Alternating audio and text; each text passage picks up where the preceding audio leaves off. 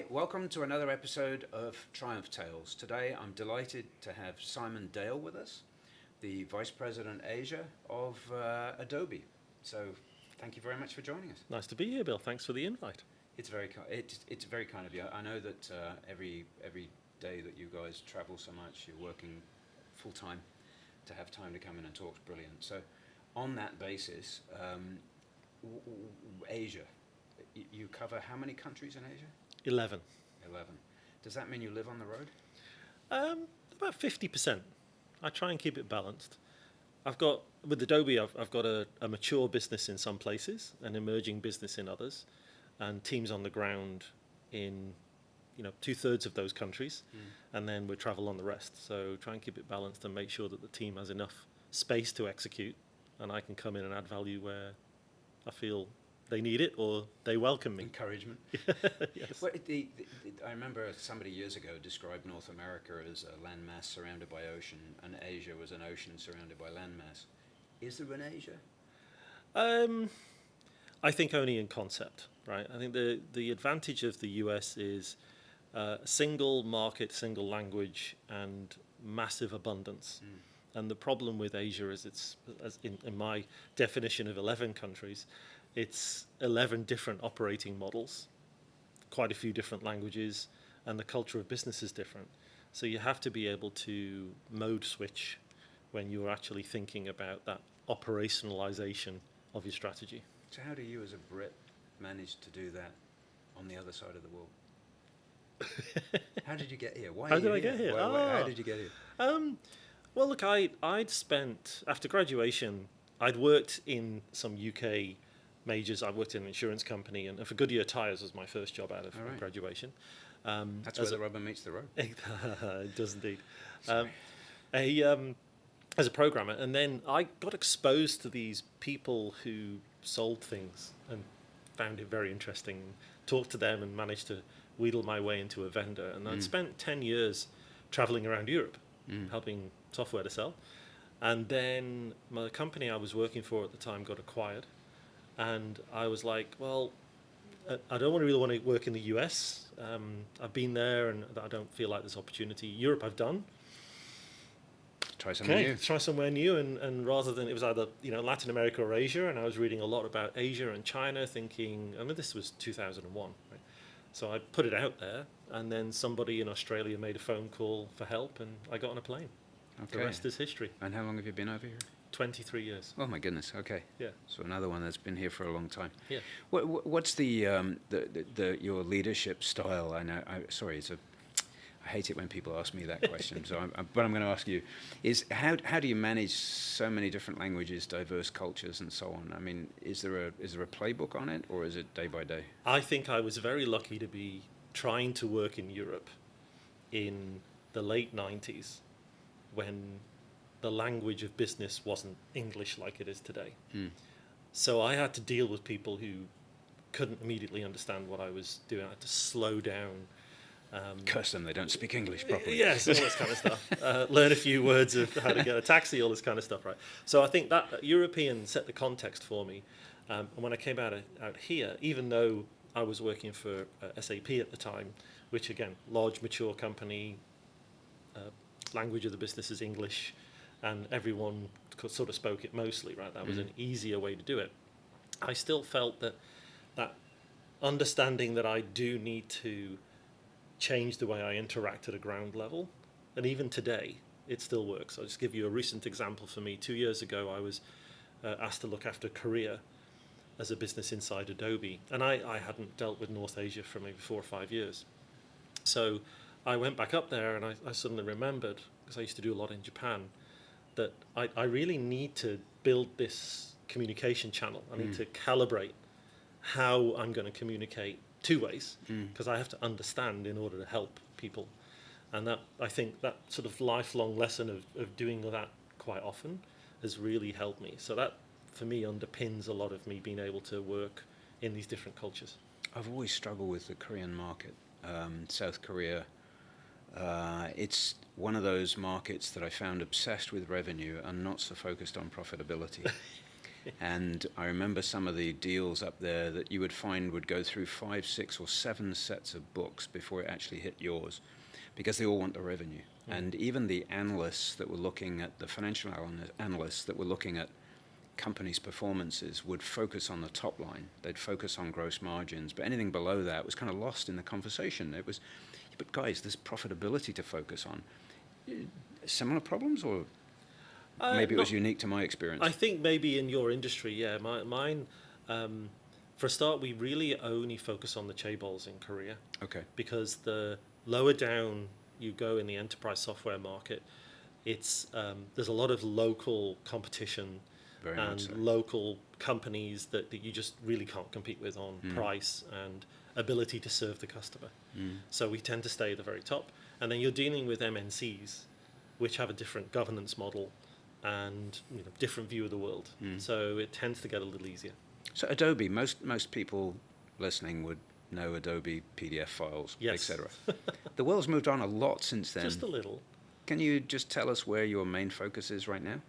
Yeah, well, I mean, it's this year, I think Adobe will be about 44 years old. And we actually have three businesses. We have the creative business, which is the Photoshop, Premiere Pro that most people are very familiar with. And then we have the PDF business, which is our document cloud, which is actually still, there's trillions of PDFs around the world that are still Absolutely. edited and done stuff with. And in both of those cases, we're still very popular in many markets. Korea, in fact, is a very large market for us in the creative side of things because of all of the Hallyu cultural exports of K-pop and K-drama. And a lot of our tools are used for that. And there's a big social influencer market as well that uses our tools. For example, up in Thailand, it's a big photography market. Adobe Lightroom it's a very popular market for that. So those products are still very relevant in those markets. And then the big business that we've built in the last 10, 12 years is called Experience Cloud, which MarTech for those people in the industry. And that's where we built our own direct-to-customer digital business. And through that practitioner learning journey, we built a portfolio of capabilities which we now sell to other brands. And that's also why the big consumer electronic companies in Korea, when they're going e-commerce, that's what we're helping them with as well. Now, NVIDIA's set the markets alight this year. Yeah. AI is the buzz phrase through 23 and now 24. Positive or negative impact on you guys? Quite positive. It goes up and down because of different announcements. The space of AI is very volatile at the moment. But an interesting thing, I chose my university degree because of the AI elective on the university degree. Amazing. In 1984. There you go. And I actually, when I was 17, I went to the university to meet the lecturer to check him out before I applied to the university. That's because I wanted to go, okay, if I come here, will you let me in and will it be good? Yeah, we had a chat and then I applied and I got in. So I studied AI and programmed in AI in 85. But when I went to work in industry, I realized back then it was an academic subject. And so I've studied it for a long time. It's finally got to a point where you're starting to see an acceleration in people looking more seriously at commercializing AI. I think we're at that tipping point of being able to commercialize AI. At Adobe, we're doing it. So in our Creative Cloud, in our Photoshop, you can generate images. And we're slightly different from some of the external models in that we give people an insurance policy because we've very tightly governed our training set. Okay. So if you use a model, because people do business with our images, so they don't want to be sued for copyright. So we've I've got actually to come back to that in a minute. Yeah. Yeah, but it's part of that little game. So I see very much now the commercialization of AI opportunity is very apparent, and many more people are piling into it as a result. So documentation, imaging, everything generated by AI, IP and whole intellectual property rights. How's that going to catch up with this? Because it's moving so fast. Yeah, well, that's why we, having been in the industry for a long time, right? So we approach it as, again, that practitioner. our tools are used by a community of professionals who create content. And we already had Adobe Stock, which is a place where people can put their content to monetize it. And so we already govern that very carefully.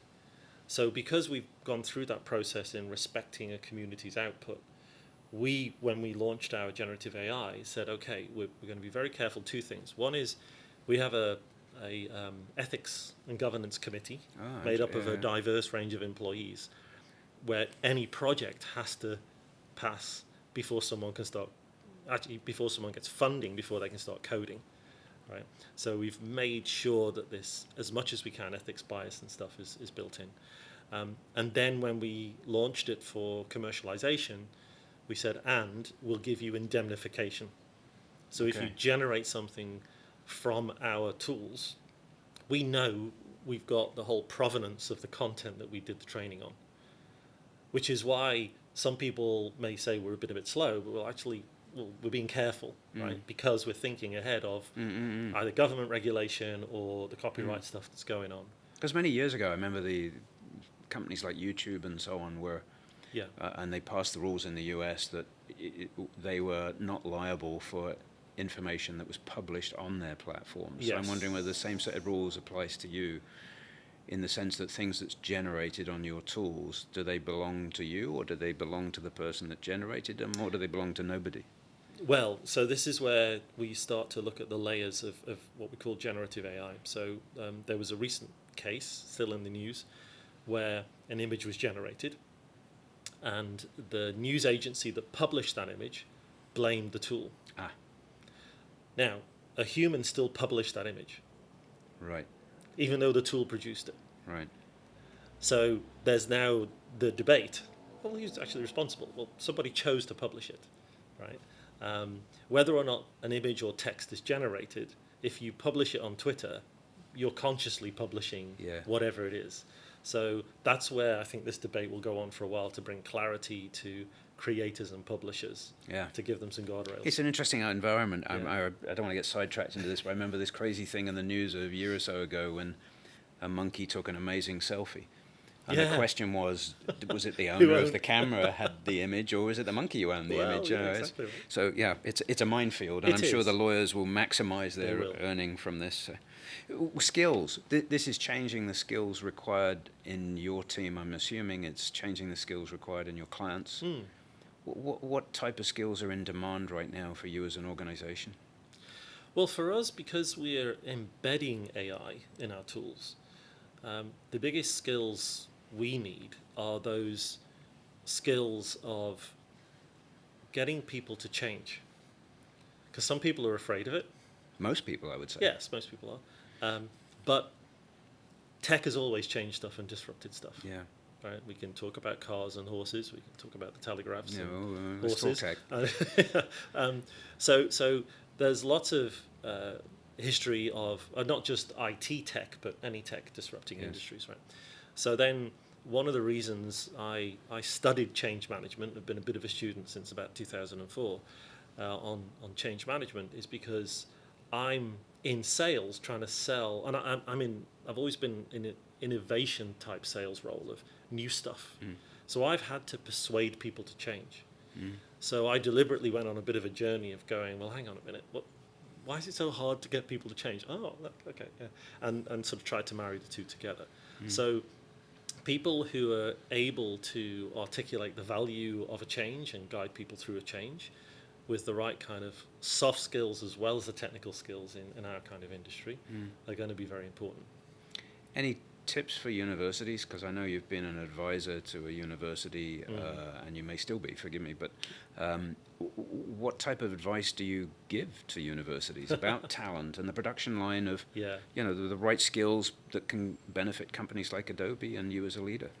Yeah, look, I think there's plenty of people who are pushing the hard skills of STEM, and when I started at Adobe 4.5 years ago, I noticed that a lot of the digital skills programs in Southeast Asia are very technical in nature of let's teach people coding, let's teach people a hard skill.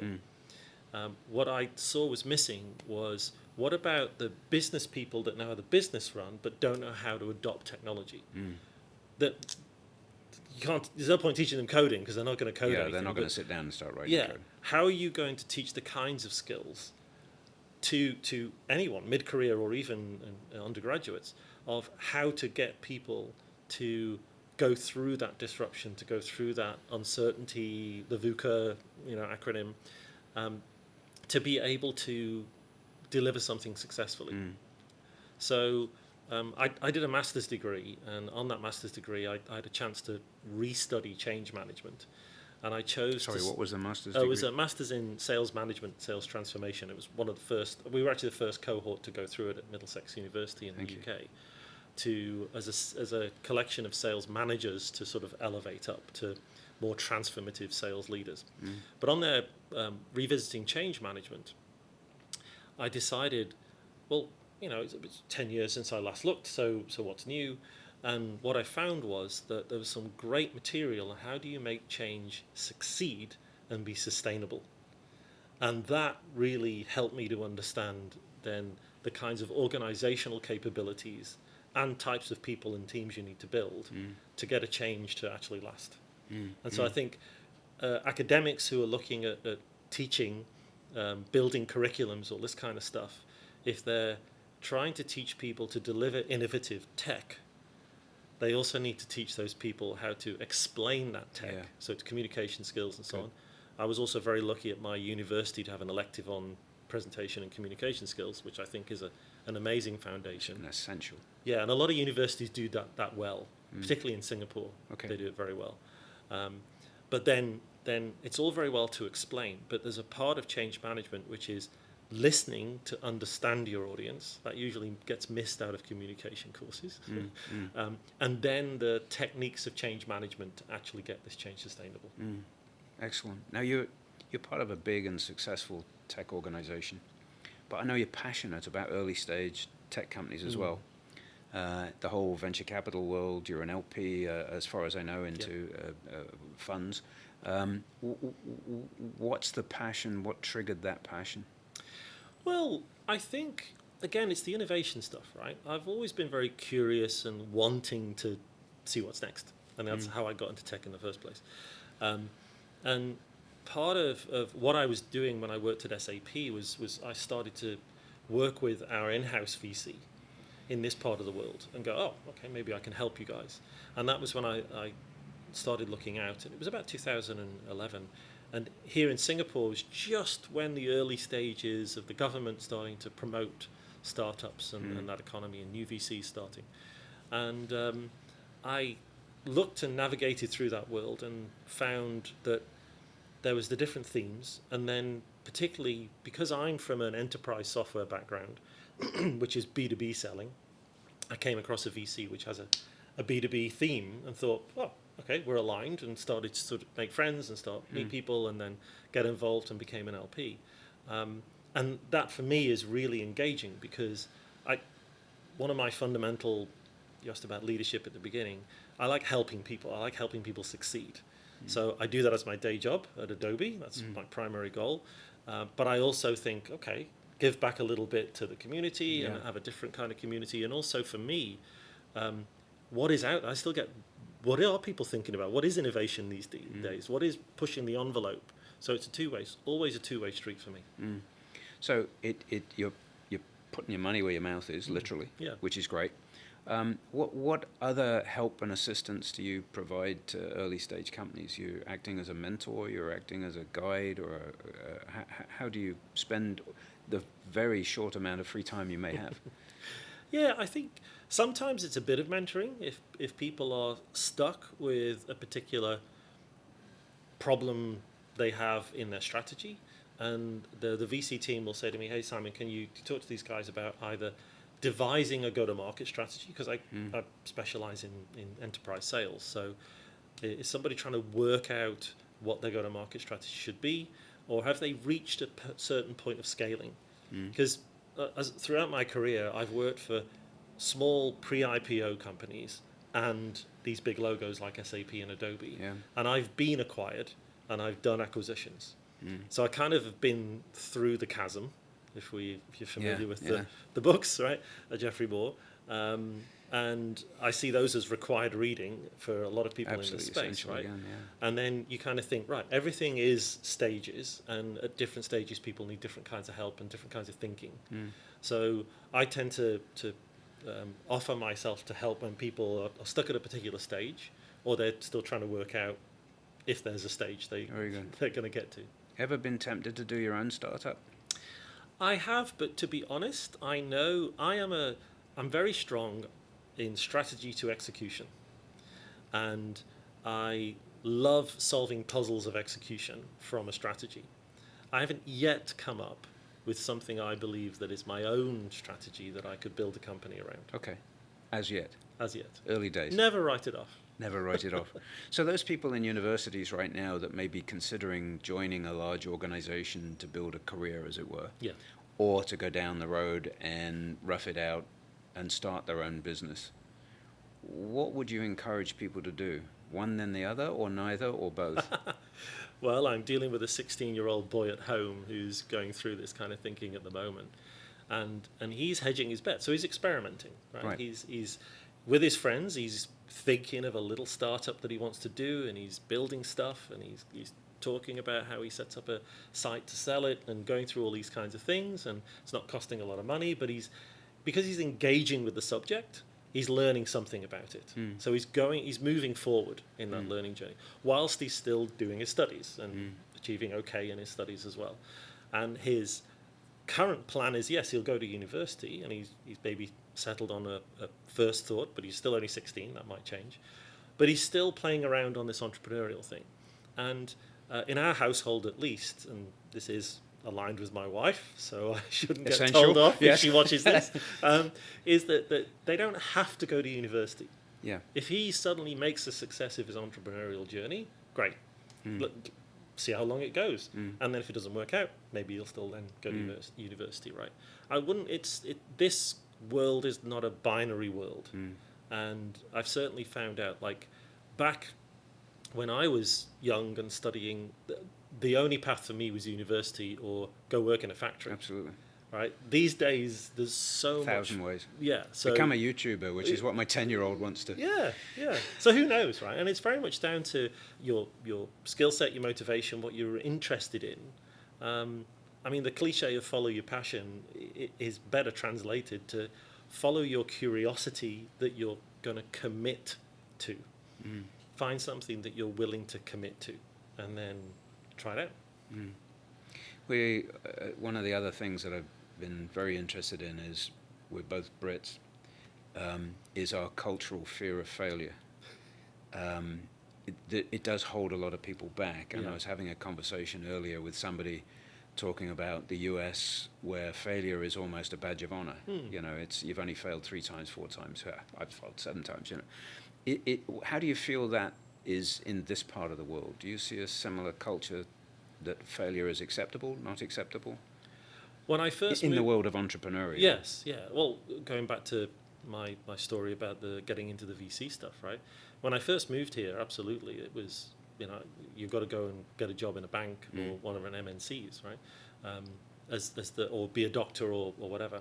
It was when the government started to that was a tipping place point. a focus. Have you seen change though? Genuine Massive, change? I have, good. yeah. I've seen a change in the workforce. I mean, I do also a little bit of mentoring for undergraduates. Every year I get one Good. sort of underprivileged undergraduate to work with, and they're no longer set on having to go on one path.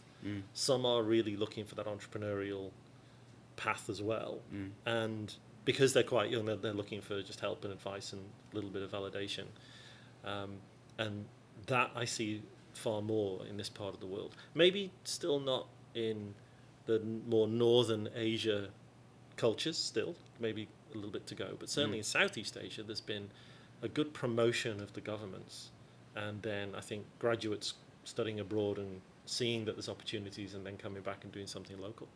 I've noticed with a number of the founders of different tech startups in Southeast Asia that you can almost divide them 50-50. One group are excellent at running their business and scaling their business. and there's another group that are excellent at fundraising. They're not necessarily the same. Have you seen any changes in the way that fundraising has been happening for early stage companies in the last year or so? Oh, definitely, yeah. There's way more conservatism in people throwing money at ideas. I think the problem was you had the low interest rate era with the government promotions. Free money almost, right? Yeah, and it wasn't just the free money, it was the cultural, like, we want you to do this and we'll throw money at you. And everybody was trying to chase the latest, greatest. And there was a lot of people who, to your point, right, understood finance and how to raise money and do valuation, not necessarily build a good business. Exactly. Yeah, and I think some of the businesses with the VC that I've seen that have been really successful are people who are coming with a real problem from the engineering background or practical on-the-ground experience and going, I know this is a problem. I know how to fix it. Yeah. And I know a lot of people have this problem, so I'll make it repeatable and scalable. Yeah. So tips to future entrepreneurs out there that may be listening, really identify that problem up front. Yeah. And then would you recommend people look for funding or bootstrap a business on their own, or? I think it depends. And I've got a couple of friends actually now that work for CapEx heavy startups. Yeah. And that's where you've got to raise funding because you've got to build a plant in a factory somewhere, right? You need 20 mil and without it, you have no business. Exactly, right.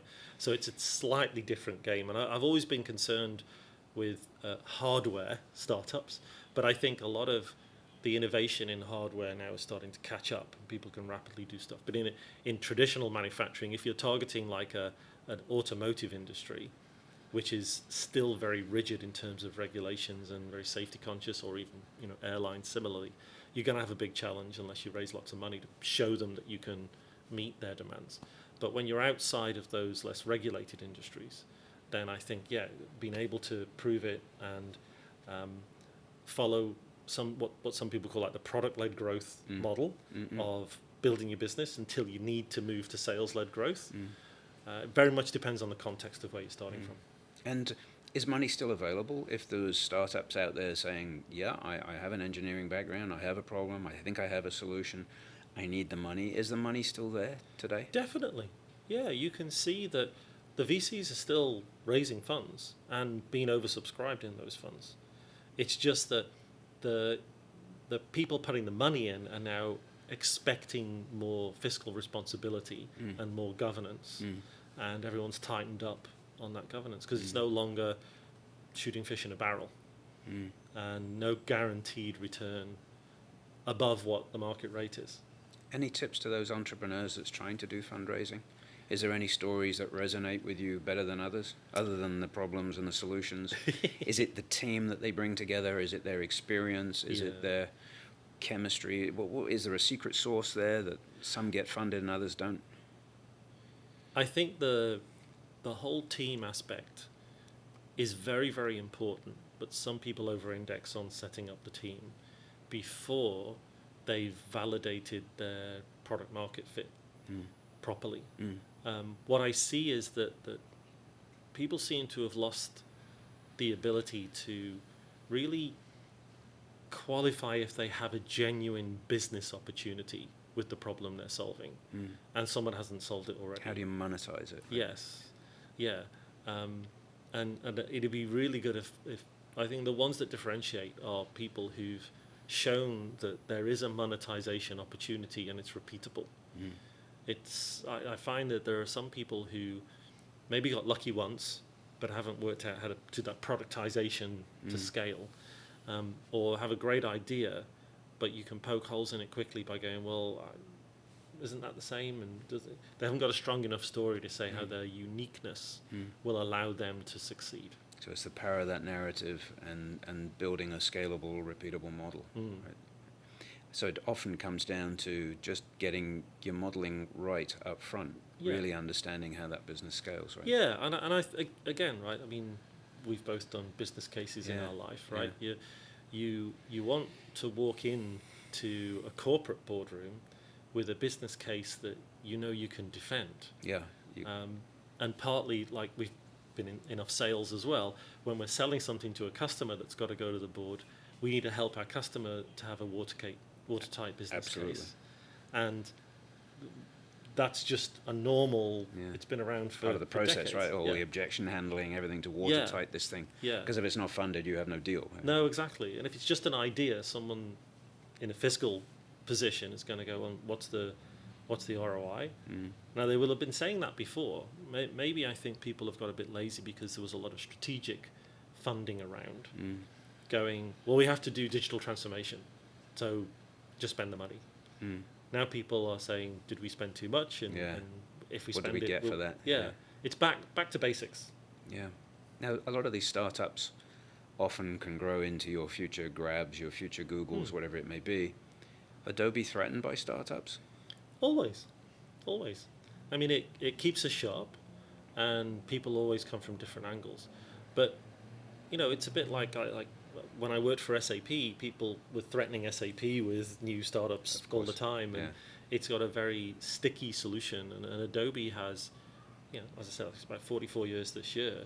It's got a massive community, and we deliver a lot of innovation. So the generative AI that we've been delivering in our tools, you see people like Jack Black on Instagram using it and wowing and and people see it as a time saver, so they can create more. They actually are really pleased with what we deliver. They don't see it as a threat because we're co-joining it with the value that we already give to them. So that allows us to keep differentiated and keep our stickiness and keep our customers loyal, right? So a complete shift, if I may. You sound like you're working about 9 days a week from all the work that you're doing in various aspects. Clearly passionate about what you're doing. How do you balance that with a home life? Because one of the things that I struggled with towards the end of my corporate life, as it were, was just the constant travel. It was huge amounts of time away from home. You're covering all these different countries. How do you manage that? And also, how do you manage to keep fit while you're doing it? I'll put a couple of things together for the answer to that. The first one is that when I started my master's degree, the month before I started my master's degree, I just bought a new electric guitar saying, I'm finally going to learn guitar. And then I got accepted onto my master's. So the guitar went into the cupboard. And then I made a list of all the things I was going to stop doing in order to make space for the master's and work and family. Everything else was secondary. Top of the secondary list was fitness. So there was a lot of things that I stopped doing. And then 2.5 years later, when I finished my master's, I was like, I'm not even going to look at what the list was. Okay. I'm just going to ignore it, and I'm going to see what fills this space. I'm going to be way more disciplined in choosing what fills the space. So clearing the house made a massive, massive difference. And it made a massive difference to my ability to scale coming out, applying the masters, and progressing my career. And also focusing on family and focusing on fitness as well. And one of the wonderful serendipitous things that came out of it was literally the month after I finished my master's, one of my friends went, hey, remember we've always talked about starting a band? So yeah, there you go. So I went in as lead singer, didn't need to learn an instrument, and then I've just, in the past 18 months, started learning to play guitar again. Brilliant. Yeah. I remember during my career, I was invariably the youngest guy in the company, and I used to get teased for it until one day the CEO of the company said the average age is this, and if Bill left, the average age would come down. So suddenly I went from the youngest guy in the company to one of the oldest guys in the company, and I don't know what happened in the middle. And when I hit retirement a couple of years ago from the corporate world, I did 3 months of similar discovery of what I really wanted to do now. I've theoretically got all this time on my hands. So I immediately went out and started another business. So I've been preaching to guys for years that get a plan together so that when this corporate world comes to an end and maybe the big income and everything starts to come to an end, okay, you've saved enough, you're ready to roll into whatever it is you want to do. Be clear what it is you want to do, because otherwise you end up maybe going back again and just continuing. Yeah. So some lessons there for people? Yeah, definitely. I mean, the other thing that I studied quite a bit that came out of the masters was habits. And going back to the fitness point, right? Because I'm a big believer in having the foundation of your physical side set and maintained well. And that's a habit. There's a lot of science around this. The way you get it done is it's just a habit and nothing else. Yeah. You just got to keep the habit. Turn motivation to the habit, and Totally. then you're good. And you put something in the calendar and it never moves. Yeah. Like we were talking before this, yesterday, Saturday, I was in the gym as usual. But with a trainer. With a trainer. So that's a secret Yeah. to me, is if you had a trainer, it's another meeting you Exactly. got to go to. You got to turn up on Totally. time, in shape. It's a and commitment. without it, nobody knows, right? And and also you know that if you don't do the work in between, They're you're gonna going to nail you. feel, they're going to know, but you're also going to feel terrible afterwards because everything's going to hurt. It's going to, So you go, I need to maintain a level Yes. of habit yes, in order to avoid all of that pain. yeah, So there's this great thing that I picked up is your future self.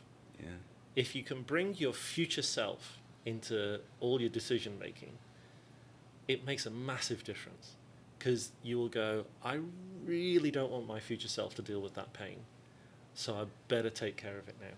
And it can apply to doing the washing up, or it can apply to fitness, it can apply to business. It's lots and lots of things. And I try and instill that in my kids as well. A lot of people is you've got to have this persona of the future self and do the job today in order to stop that person having the pain to deal with that you left them. What a brilliant message to end on. Thank you very much. I think that's very, very meaningful. I'm certainly going to take that away. And I'm really grateful you could come and have a chat with me today. Yeah, thanks for the And time. I'll see you again soon. Definitely. Thanks, Simon. Thanks, mate.